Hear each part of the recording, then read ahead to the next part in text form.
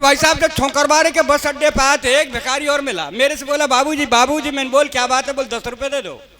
अरे मैंने क्या करेगा? बोल चाय पीऊंगा। मैं कमबख्त चाय 10 रुपए की आती है, चाय तो 5 रुपए की आती है। मांगता 5 रुपए मांगता। भिखारी बोला बाबूजी 5 रुपए की मैं पीऊंगा, 5 रुपए की मेरी प्रेम काऊ तो पिएगी। अरे मैंने कि तू भिखारी होकर के प्रेम का रखता है? बोले बाई के चक्कर में भिखारी बनो नहीं, मैं हूं पहले महलन में ही रह रो तेरी तरह। हमारे ये कह रहे थे कि भाई साहब बाबूलाल डेंगिया जी कह रहे कि विष्णु हमारे राजस्थान की महिलाएं बहुत वीर हैं, बहुत वीर। मैंने कैसे वीर? कहती हैं कि हमारे राजस्थान की महिलाएं अपने पति के शव को चिता तक छोड़ के आती हैं। मैंने कहा हमारे फिरोजाबाद आओ, जिंदा को दर आती हैं। माँ सरस्वती को प्रणाम, स्वामी जी को प्रणाम, आप सभी श्रोताओं को प्रणाम, मंच पर धरे निशाचरों को भी प्रणाम। मैं बहुत सीधा साधा कवि हूँ साहब। और एक बात बता दूं, मैं बिल्कुल शांत बैठा था, भाई विष्णु जी ने मुझे उठाया। मैं भगवान से प्रार्थना करता हूँ, भगवान जिसने मुझे उठाया उसे तू उठा। एक बात, ये जितने कवि हैं विद्वान कवि हैं, मैं गांव से निकला कवि हूँ, मात्र 8वीं पास कवि हूँ। ये जो कवि है ना साहब, सब डिग्रीधारी कवि हैं। कोई मास्टर है, कोई हेडमास्टर है, कोई डॉक्टर है। अब इन्हें डिग्री प्राप्त करके पढ़ लिख के कोई तीर तो मार ना लियो, कर कब तरें बाका में तो मैं 8वीं पास कर रहा हूँ। और साहब एक बात और बताने जा रहा हूँ कि 8वीं पास हूँ, गांव का कवि हूँ, गांव से निकला हूँ। कोई अल्फाज मेरे मुख से ऐसे निकल जाए तो माफ़ कर देना साहब। माफ़ के अलावा मेरे करोगे क्या? तो माफ़ के अलावा करोगे क्या साहब? जब मैं ठीक भुसावर बस अड्डे पाया, एक भिखारी आया, मेरे से बोला बाबूजी बाबूजी। मैंने बोल क्या बात है? बोल 2 रुपए दे दो। और मैं क्या करेगा 2 रुपए का? बोल चाय पीऊंगा। मैंने कहा कमबख्त चाय 2 रुपए की आती है? चाय तो 5 रुपए की आती है। अगर तू मांगता तो मेरे से 5 रुपए मांगता। भाई साहब भिखारी का जवाब देखिए। भिखारी हाथ जोड़ के मेरे से बोला बाबूजी जाकी जैसी हैसियत होए हम बापे ऐसे ही पैसा। मैंने भिखारी से कहा बोल ठीक है भाई साहब मेरी हैसियत ऐसी है। तो मैंने तुरंत विष्णु जी की तरफ हाथ कर दिया, मैं भाई साहब इससे ले ले।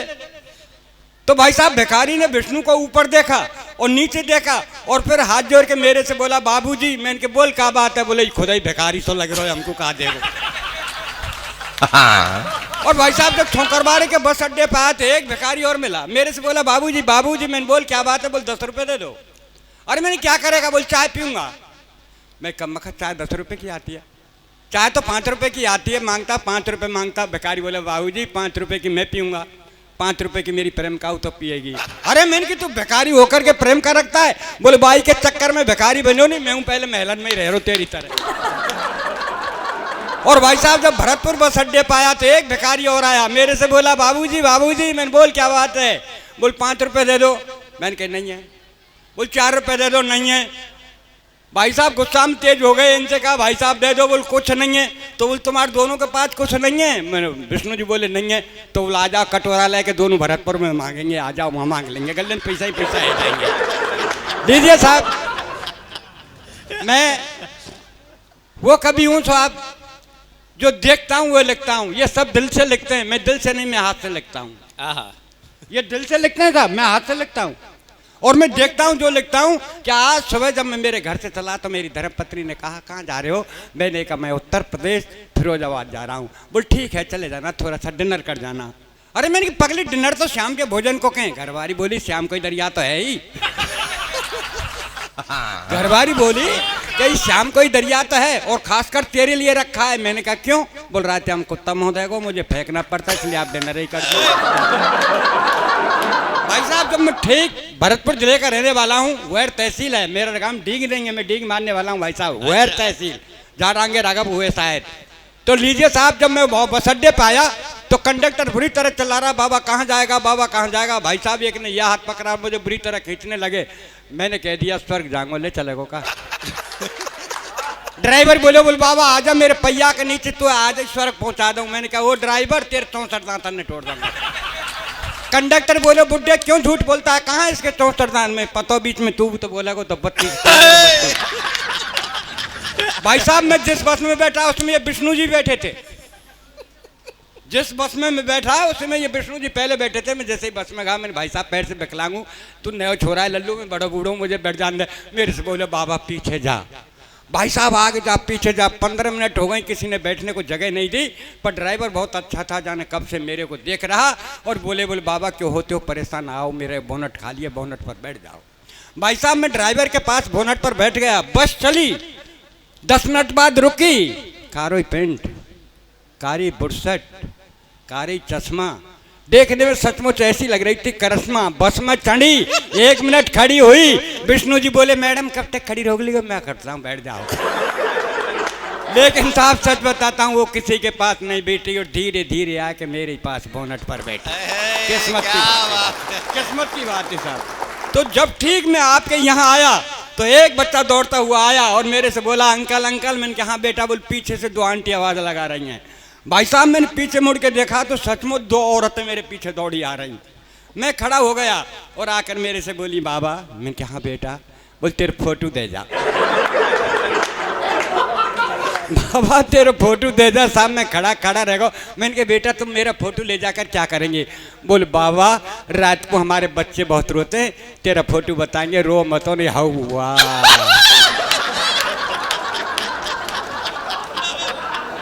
और भाई साहब जब थोड़ा और चल के आया तो आपके फिरोजाबाद में मुझे किसी ने नज़र उठा करके नहीं देखा, एक डॉक्टर साहब ने जरूर देखा। डॉक्टर साहब बोले बाबा कहाँ के हो? मैंने की राजस्थान का। मैं कहाँ जा रहे हो? मैंने की जैन समाज कब सम्मेलन कर रहा है, उस कब सम्मेलन में जा रहा हूँ। बोला आप कभी हो? मैंने कहा जी हाँ। बोला आप क्या कभी हो? आप क्या कब तक पढ़ोगे? आप तो बीमार हैं। अरे मैं डॉक्टर साहब मैं बीमार नहीं हूँ। अरे बोल मैं डॉक्टर हूँ, मेरा विश्वास कर, आप में खून नहीं है, आप खून चेक करा लो। मैं डॉक्टर साहब जब खून ही ना है तो चेक क्या कराऊँ? अरे बोला अपना ब्लड प्रेशर चेक करा लो। मैं डॉक्टर साहब जब ब्लड ही नहीं है तो प्रेशर कहाँ से होगा? और ब्लड प्रेशर के बारे में मैं खूब जानता हूँ। जब मैं हाई स्कूल में पढ़ता था मेरा ब्लड हाई था, एंटर किया तो मध्यम रह गया। और मैं डॉक्टर साहब जादन ते घरवारी आई वादन ते लो चल रहे। फिर भी साहब डॉक्टर साहब ने सिरिंज उठाई मेरे लगाई। 10 मिनट बाद डॉक्टर साहब के पसीना में, डॉक्टर साहब क्या हुआ? बोल खून नहीं मिले। मैंने उस सिरिंज को तोड़ा और मैंने कहा डॉक्टर साहब आपके बजाय तो हिंदुस्तान के मच्छर अच्छे हैं, जहां मुझे काटते हैं वो तुरंत खून निकालते हैं। हिंदुस्तान के मच्छर अच्छे हैं, जहां मुझे काटते हैं तुरंत खून निकाल लेते हैं। माफ करना साहब, कोई डॉक्टर हो तो यहाँ मैं आपकी रचना नहीं, मैं उस डॉक्टर की रचना पढ़ रहा हूँ कि मरीज का दाहिना पैर कटना था, डॉक्टर साहब ने बायां पैर काट दिया। स्वागत कि एक मरीज की अंतिम टल रही थी घड़ी, एक मरीज की अंतिम टल रही थी घड़ी, डॉक्टरों की भीड़ घेरे खड़ी। तो डॉक्टर साहब मरीज से बोले बोल भैया तेरी अंतिम इच्छा वो तो बता जा। मरीज बोला डॉक्टर साहब मेरी अंतिम यही इच्छा कि मेरी जगह तू मर जा। मरीज बोला वो डॉक्टर साहब मेरी अंतिम यही इच्छा कि मेरी जगह तू मर जा। तो डॉक्टर साहब हो गए नाराज। मरीज बोला हजूर आप क्यों होते नाराज? मेरी विनती पे दीजिए ध्यान, आप तो इस कलयुग के साक्षात भगवान। डॉक्टर बोला कैसे? मरीज बोला ऐसे कि चौराहे पर हुई हत्या को आप आत्महत्या में लिख सकते हैं। वाह वाह वाह, क्या व्यंग है। वाह, चौराहे पर हुई हत्या को आप आत्महत्या में लिख सकते हैं और दाहिने पैर की जगह आप बाएं पैर को काट सकते हैं। तो क्या डॉक्टर साहब मेरी जगह आप नहीं मर सकते हैं? क्या मेरी जगह? और मेरे भाई साहब विष्णु जी कह रहे थे कि पता नहीं अगली साल जाने रचना पढ़े या ना पढ़े, दुबला है, पतला है, कमजोर है। भाई साहब सुनिए, ये ओज के कवि है, ये कब सम्मेलन में गए, इनकी धर्म पत्नी इनसे भूल भैया देकर के कब सम्मेलन सुनने चली गई। ये विष्णु जी वोज के कवि थे, इन्होंने साहब वहाँ कविता पढ़ना शुरू किया। वोज के तो वीर रस की बात करते हैं, तो इन्होंने पढ़ना शुरू किया कि हम धरा बदल देंगे, हम गगन बदल देंगे। श्रोतान में तिनके घरवारी ठाड़ी है कि बोली वो रंदा चड्डी बनियान बदले तो 15 दिन है ये तू क्या धरा गगन ने बदलेगो। इसलिए साहब अपन तो हंस के कभी हैं, हंस की बात करते हैं। मेरी घरवारी ने कही कि बोल तेरी उम्र 60 साल की है गई, या हाथ लिखना बंद कर दे। तो मैंने कही क्या लिखूं? बोले वोज लिख। मैंने कही मुझ में बोझ ना है तो वोज क्या लिखूंगा? अरे बोल श्रृंगार लेख। मैंने के भगवान ने मल्लू कहीं ना बनाओ तो श्रृंगार क्या लिखूं? बोल गीत लेख। मैंने के गीत नहीं लिखूं। बोल क्यों? मैंने कि मेरे देश में साहब ऐसे ऐसे गीत चले जैन साहब जो देश में बंटाढार कर दिया गीतों ने। वास्तव में सच कह रहा हूँ, जब मैं छोटा था मेरे बाबा कहते बेटा गीत गा, तो मैं गीत गाता काना बरसाने में आ जाइयो बुला गई राधा प्यारी। काना बरसाने में आ जाइयो बोला गई राधा प्यारी। और आज मेरे नाती ते कहूँ बेटा गीत गा, पता है क्या गाता है? सरकाले खटिया जाड़ो लगे, जाड़े में बलमा प्यारो लगे। कोई गीत है साहब ये गीत है, समझ लो बोल तू ना मिली तो हम जोगी बन जाएंगे। अरे मैंने के भले मानस मिल गई तो ककुआ में गिर के मर जागो का। ये गीत साहब है, तो चलो बोल तू जहाँ कहीं रेगी में सूंघते सूंघते आ जाऊंगा, कुत्ता है का। ये गीत है, तो चलो मैं दिल्ली से गई पूना, पूना से गई पटना, माहुने मिलो सजना, यहाँ जाती हमारे फिरोजाबाद में कितने चाहिए यहाँ चले जाती। क्या हो साहब गीत लिखन थे? अपन गीत बीत नहीं, अपन तो देखते हैं जो लिखते हैं। सुबह सुबह का वक्त मस्जिद की अजान, मंदिर की झालर कितनी लगती है प्यारी। सुबह सुबह का वक्त मस्जिद की अजान, मंदिर की झालर कितनी लगती है प्यारी। और चाय का प्याला लेके मेरी चारपाई के पास खड़ी घरवारी। सुबह सुबह का वक्त मस्जिद की अजान, मंदिर की झालर कितनी लगती है प्यारी। और चाय का प्याला लेके मेरी चारपाई के पास खड़ी घरवारी। बोली अजी सुनते हो? मैंने कहा सुन रहा हूँ, बहरा नहीं हूँ। बोल क्या कहना है कह दीजिए। बोल मैं कब की खड़ी हूँ, लो चाय पी लीजिए। मैंने कहा सुबह सुबह का वक्त है, राम रहीम का नाम लेने दीजिए, इस चाय को 10 मिनट बाद दीजिए। सुबह सुबह का वक्त है, राम रहीम का नाम लेने दीजिए, इस चाय को 10 मिनट बाद दीजिए। तो गुस्से में बोली कि 10 मिनट में तो ठंडी हो जाएगी। मैंने कहा कम वक्त तेरी उम्र 60 साल की है गई, तू अब तक ठंडी ना है पाई तो का चाय 10 मिनट। मैंने कहा कम वक्त तेरी उम्र 60 साल की है गई, तू अब तक ठंडी ना है पाई तो का चाय 10 मिनट में ठंडी हो जाएगी। साहब इतनी कहने पर गुस्से में तेज कमरे से बाहर आके बड़े जोर से रोने लगी, भगवान से प्रार्थना करने लगी। भगवान मेरी एक अर्जी है, आगे आपकी मर्जी है, मेरा एक थोड़ा सा काम कर दीजिए, इस संसार से मेरे पति बाबूलाल डीगिया को उठा लीजिए, मुझे विधवा बना दीजिए। इतनी सुनने पर मैं भी गुस्से में तेज बैग उठाया कमरे से बाहर। घरवारी बोली कहाँ जा रहे हो? भरतार। मैंने क्या आत्महत्या करने? अरे बोला आत्महत्या करनी है तो जल्दी कर लीजिए, ये भी आपके हित में होगा। और 4 दिन पीछे मरा तो तेरा दाह संस्कार नहीं होगा। मैं बोला कैसे? घरवारी बोली ऐसे कि मैं देख रही हूँ पर्यावरण का सीजन, जब खाने पकाने को नहीं तो तुझे जलाने को कहाँ से लाऊंगी ईंधन तुझे जलाने को। मैंने कहा तू मेरी ईंधन की फिक्र मत कर। मैंने कहा तू मेरे ईंधन की फिक्र मत कर, तेरा ध्यान किधर मैं समझाता हूँ, आओ उधर। ठीक मेरे मरने के बाद शमशान घाट जाना, मेरे मरने के बाद शमशान घाट जाना और 5 हीटर रख के घर चली आना।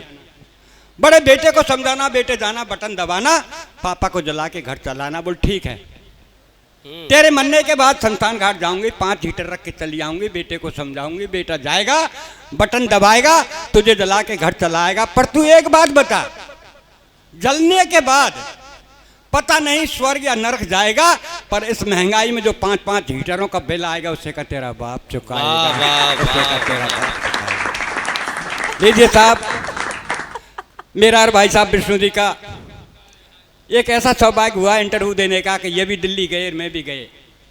जब मैं भी गया था सब पहले मेरे नंबर आया वहाँ इंटरव्यू में, बाबूलाल डीगिया। मैंने कहा जी हाँ, बोल अंदर जाओ इंटरव्यू दे आओ। सर मैं इंटरव्यू देने अंदर गया, अधिकारी जी ने मेरे प्रश्न पूछा। बोल बेटा भारत के सर्वप्रथम प्रधानमंत्री का नाम?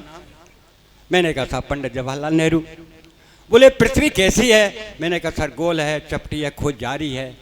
बोले भारत आज़ाद कब हुआ? मैंने कहा सर 1857 से प्रयास किए गए, 1947 में सफलता मिली। बोल ठीक है बेटा तेरा इंटरव्यू हो गया, घर आ। इतने में भाई साहब विष्णु जी बैठे। अरे बोल डीगिया जी क्या पूछा साहब? मैं जल्दी जल्दी बता गो। पहले को पंडित जवाहरलाल नेहरू, पृथ्वी गोल है, चपटी है, खोज जारी है, और 1857 से प्रयास किए गए, 1947 में सफलता मिली। वैसे तो विद्वान आदमी है पर बुद्धि चकरा गई। ये जैसे ही आवाज़ लगी विष्णु जी, बोल जी हाँ, बोल अंदर जाओ इंटरव्यू देवे। अब इसको ये पता नहीं अधिकारी का मूड क्या होता है, अधिकारी ने प्रश्न ही बदल दिए। इनसे पूछा आपका क्या नाम है? ये बोले पंडित जवाहरलाल नेहरू। अरे बोल तेरी बुद्धि कैसी है? बोल गोल है, चपटी है, खोज जारी है। बोल तुम पैदा कब हुए? बोले 1857 से प्रयास किए गए, 1947 में सफलता मिली। ये भाई ऐसे विष्णु जी हैं। लीजिए साहब एक छोटा सा व्यंग आपकी सेवा। परसों के रोज मेरे एक मित्र का कार्ड आया, परसों के रोज मेरे एक मित्र का कार्ड आया, उसकी बेटी की शादी, उसमें मुझको बुलवाया। लिखा भैया आना और आपके बस की कुछ ना हो तो केवल कन्यादान कर जाना। भैया आना और आपके बस की कुछ ना हो तो केवल कन्यादान कर जाना। मैं 5 बर्तनों का सेट 11 रुपया नेट लेकर रवाना हुआ। वहाँ देखता हूँ बहन बेटियों का ताता, कोई आता कोई जाता। एक कमरे में बबीता और उसकी सहेली पास में बैठी थी, वो दुल्हन नई नवेली, उसी कमरे में मुझे बिठा दिया। तो एक सखी बोली कि बहन तू पराई हो गई, एक सखी बोली कि बहन तू पराई हो गई, और पराई का नाम सुन के सरोज रो गई। तो देख यह हाल, और वो दुल्हन बोली तत्काल, अरे बोल बाबरी तू क्यों रो रही है, मैं कोई हमेशा को नहीं जा रही हूँ, आज सुहागरात कल तल्लाक परसों यहीं आ रही हूँ, आज सुहागरात कल तल्लाक परसों, क्योंकि आज का इंसान भीतर से कटपीस और ऊपर से थान, आज का इंसान भीतर से कटपीस और ऊपर से थान। अब लीजिए साहब, बहुत बढ़िया साहब, तो एक छोटी सी हो, जेल जाओगे, जेल हो। मेरा 6 वर्षीय बच्चा दौड़ता हुआ मेरे पास आया, मेरा 6 वर्षीय बच्चा दौड़ता हुआ मेरे पास आया और बोला, बोल पापा पापा गजब हो रहा है, अपनी कॉलोनी में जलने वाला रावण अब की बार नहीं जल रहा है। मैंने कहा नहीं बेटे, रावण जलेगा, ऐलान हो चुका है, पर वो ऐसे वैसे नहीं, वो तो राम के बाण से जलेगा। अरे बोल पापा सच मान, रामचंद्र जी खूब चला रहे बाण, फिर भी नहीं जल रहे श्रीमान। तो बच्चे को लेकर साथ में रामलीला मैदान में आया, देखकर दृश्य में भी चकराया। राम चला रहे थे बाण, राम चला रहे थे बाण, रावण के चेहरे पर मुस्कान, उनके मुख से एक ही आवाज, मैं नहीं जलूंगा आज। तब एक सज्जन भीड़ में से धारता हुआ रावण को पुकारता हुआ बोले, ए रावण तू नहीं जलेगा तो क्या तेरा बाप जलेगा, ए रावण तू नहीं जलेगा तो क्या तेरा बाप जलेगा, तेरे बदन में लगे पटाखों से हम लोगों को मजा आएगा। रावण घुर्राया, 10 शीशों को उसकी तरफ घुमाया और बोला, बोल मूर्ख तू कहाँ से आ रहा है, मुझे हर साल जलता देखता है, फिर भी तेरा पेट नहीं भरता है, और अगर तुझे जलना ही देखना है तो तेरा हिंदुस्तान देख ले, संप्रदाय की आग में जल रहा है, जलना ही देखना चाहिए।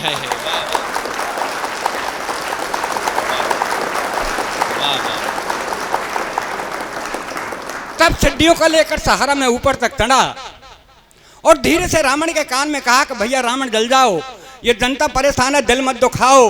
रावण बोला, मुझे बेवकूफ मत बनाओ, आप अपने घर जाओ। मैं बोला क्यों? रावण बोला, यूं का अध्यापक परीक्षार्थी परीक्षाओं के समय में, रोडवेज वाले शादियों के दिनों में, सूरज हमेशा सर्दियों में, बिजली वाले गर्मियों में, ये वक्त आने पर नहीं मानते, ये एक साल में 4-4 बार करते हैं, इसलिए दशहरा का दिन आज हम भी हड़ताल करते हैं। वो मैंने कहा भैया तेरा मांग पत्र हो तो मुझे बताओ, मैं रामचंद्र जी से आपका समझौता कराता हूँ। कि रामचंद्र जी से मेरा समझौता, मानव है, मानवता आपकी जात है, मुझे राम से नहीं राम के भक्तों से शिकायत है जो बिना कारण मुझे हर साल जलाते हैं। अगर तुम्हें जलाना है तो दहेज के दानव को जलाओ, और भी जलाना है तो इस कुर्सी की खातिर जीने मरने वालों को जलाओ, और भी जलाना है तो अपने स्वार्थ हेतु वतन के बेचने वालों को जलाओ, और भी जलाना है तो कन्या का जन्म लेने से पूर्व पेट में मारने वाली बेटी के हत्यारे बाप को जलाओ, ऐसे हत्यारे बाप को जलाओ।